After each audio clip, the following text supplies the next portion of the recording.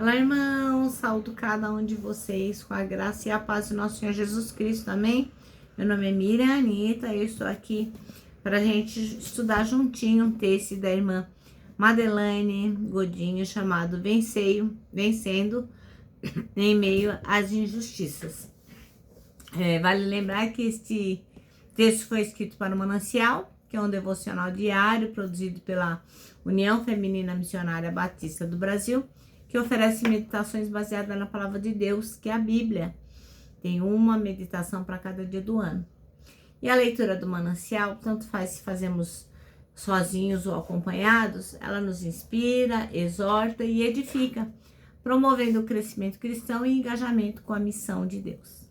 Eu não escrevi o texto, quem escreveu foi a irmã Madeleine Godinho, por isso que eu vou ler com os irmãos e contar aquilo que eu entendi, tá bom? Então, esse esclarecido, vamos orar e pedir ao Senhor que nos ajude a entender o que diz a sua palavra e como nós podemos vencer em meio às injustiças. Pai, nós te agradecemos pela oportunidade, pela liberdade de aprendermos de ti. Obrigada, Senhor. Ó Pai, fica com a igreja perseguida, que não tem essa liberdade que nós temos de poder a qualquer hora pegar a Bíblia, ler e estudar.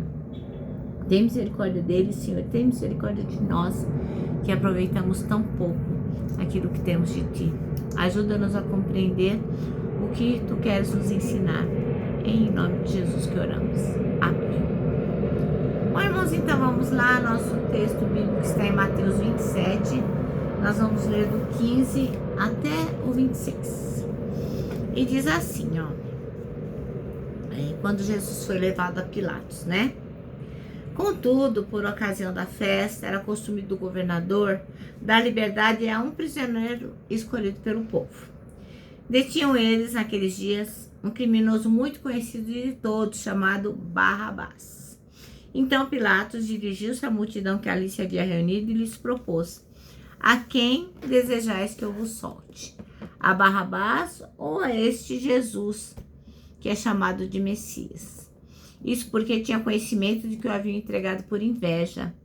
E aconteceu que, estando Pilatos sentado no trono do tribunal, sua esposa lhe enviou a seguinte mensagem: não faças nada contra este homem inocente, pois em sonho muitas coisas sofri por causa dele. Todavia, os chefes dos sacerdotes e os anciãos influenciaram a multidão para exigir o livramento de Barrabás e a execução de Jesus. Então o governador entregou à multidão o dilema: qual dos dois homens querei que eu vos deixe livre? Exclamaram eles: Barrabás. Pilatos ainda questionou-lhes: se assim é, que farei de Jesus que é chamado Messias? Bradaram todos: crucifica-o. Outra vez insta Pilatos: por quê? Que crime cometeu este homem? Apesar de tudo, a multidão esbravejava ainda mais furiosa: crucifica-o. Percebendo Pilatos que não conseguia demover o povo, mas ao contrário, um princípio de tumulto já era viável, ordenou que lhe trouxessem água, lavou as mãos diante da multidão e exclamou: estou inocente do sangue deste homem. Esta é uma questão vossa. E todo o povo respondeu: caia sobre nossas cabeças o seu sangue e sobre nossos filhos. Diante disso, Pilatos soltou-lhes Barrabás, mandou que Jesus fosse flagelado e o entregou para ser crucificado. Bom, então nosso texto chama-se Vencendo em Meio às Injustiças. Bem, então no capítulo 27 de Mateus, a gente estuda o quê? Que Pilatos está autorizando aqui a crucificação de Jesus num clima de assim, muito medo, de desconfiança, num clima assim de receio e conveniência e até admiração, né? Porque Pilatos, no fundo, sabia que Jesus era inocente e que o povo era invejoso. O governador ainda percebeu que a motivação para entregarem Jesus era o incômodo com a autoridade dele, porque ele tinha autoridade, ou seja, eles realmente estavam invejando a sua presença e a sua essência.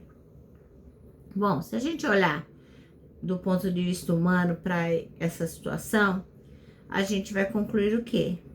Que foi uma injustiça, né, que fizeram com o nosso Jesus Cristo. Mas isso tudo já estava previsto antes da fundação do mundo, né? Então a gente pode dizer que por causa dessas perseguições nós fomos salvos, né? Porque tudo concorreu para o plano de Deus para redimir a humanidade. E quantas vezes, quantas nessa vida a gente não passa por situações difíceis, né? Por perseguições, por provações, e somos levados pelas emoções a ficar reclamando. Ai, por que isso aconteceu comigo? O pessoal me persegue, gente chata. E a gente nem pensa, né, nos ensinamentos e os propósitos que Deus tem para nós em cada adversidade que a gente passa, né? Em cada desafio que a gente enfrenta. E isso acontece por quê? Porque a gente é humano, né? A gente é imperfeito. Mas a gente tem que passar a olhar com os olhos de Deus, com os olhos espirituais. Para quê? Para que a gente possa contemplar o agir dele em cada momento da nossa vida. Senão nós vamos perder a bênção, né? Eu não tenho a mínima ideia, por mais que eu me esforce, eu jamais vou saber por quantos desafios você já passou, quantas dificuldades você tem passado. Não sei. Mas eu quero dizer para você a seguinte coisa. Assim como o silêncio de Jesus acabou consumando o plano da salvação, a nossa postura diante do que a gente vai sofrer aqui na terra vai ter um valor inestimável para Deus. Então, o jeito que a gente fala, o jeito que a gente age, como a gente se comporta, vai poder denunciar para as pessoas, elas vão perceber quem é, a quem nós servimos. E assim nós vamos poder honrar ao nosso Deus, né? Nós vamos poder dar glória ao verdadeiro Rei. A gente vai passar por muitas situações difíceis aqui na terra, porque Jesus já tinha previsto, né? A gente vai ter muitas aflições, mas mesmo assim a gente tem que encontrar forças em Jesus Cristo para persistir com ânimo e obter a vitória. Amém? Bom, nosso manancial termina assim, hein? Em Cristo encontramos forças para persistir. Agora, irmãos, eu vou terminar deixando aqui o meu abraço diário de urso, ó. Lembrando que para nós que vencemos todas as coisas em meio às injustiças, porque Jesus está conosco, para nós o abraço dá super mega certo. Quero lembrá-los também do nosso versículo, né, desse ano, que é 1 Tessalonicenses 5:9, que diz assim: porque Deus não nos destinou para a ira, mas para recebermos a salvação por meio de nosso Senhor Jesus Cristo. Amém? Quero aproveitar também aqui para agradecer a irmã Marli. Ela me mandou uma postagem tão linda a respeito da nossa frase do ano, que ela encontrou no Instagram. Muito obrigada, viu, irmã Marli? Eu amei. Então, irmãos, agora eu vou me despedir com a frase do ano que diz no tema: Deus já está lá.